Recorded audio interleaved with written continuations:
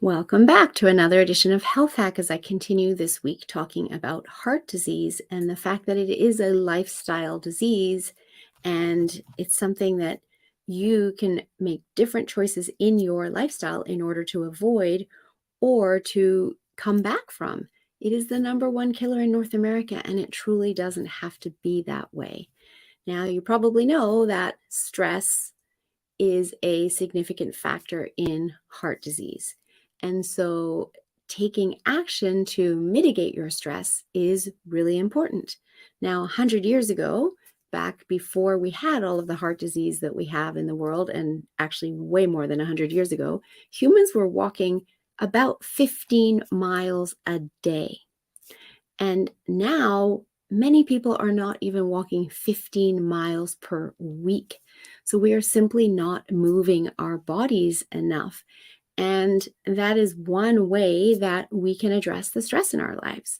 So, what can you do that you enjoy so that you want to do it every day for 10 minutes a day to allow your body to move, but also to calm? So, you could have a combination of both. It could be, a light yoga workout, some stretching. It could be going for a walk and then stopping during that walk and just sitting somewhere on a bench in nature where you see a park and just sitting for 10 minutes and breathing and enjoying and being, and then walking back again. So where can you incorporate that? It doesn't have to take a lot of time, but for your health, for your longevity, it is so, so important. In my last episode, I talked about magnesium as being an excellent supplement that many people are deficient in. It also helps the body to calm and helps with sleep. Getting enough sleep helps to lower your stress. It allows you to be more stress resilient. And so planning your day around your sleep, which is something I talk about often, is really important, as opposed to just falling into bed at the end of the day, exhausted and expecting to sleep on demand, having done as much as you could in that day and now only having time for 5 or 6 hours of sleep. There is a direct connection between not getting enough sleep and heart attacks. And every year we see that when we go off daylight savings and we lose an hour of sleep.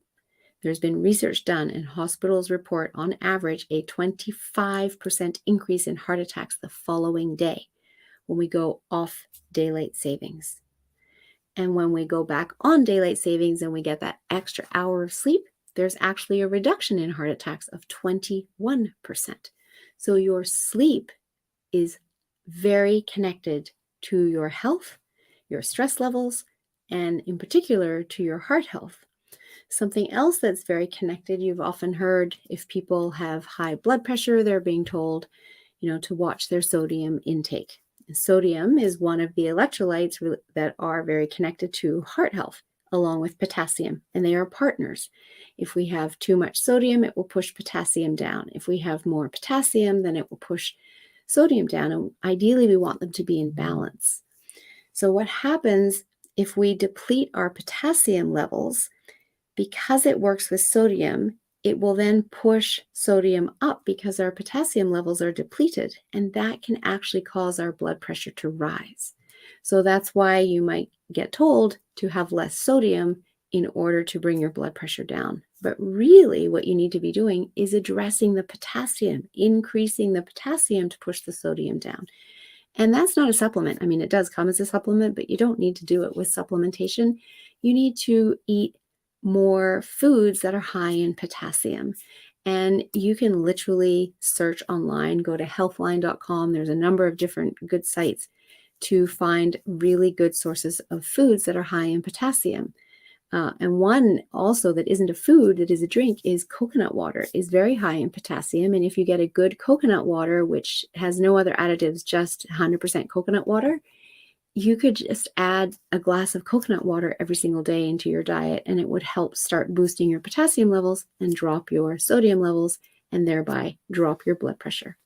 So I hope this information is helpful. Again, if you're on any medications with your doctor, you need to talk to your pharmacist or your doctor before implementing anything of what I'm suggesting here.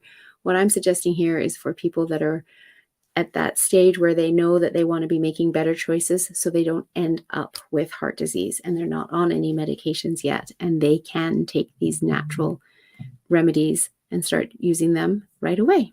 If you have any questions or you have any concerns, please do reach out. I'd be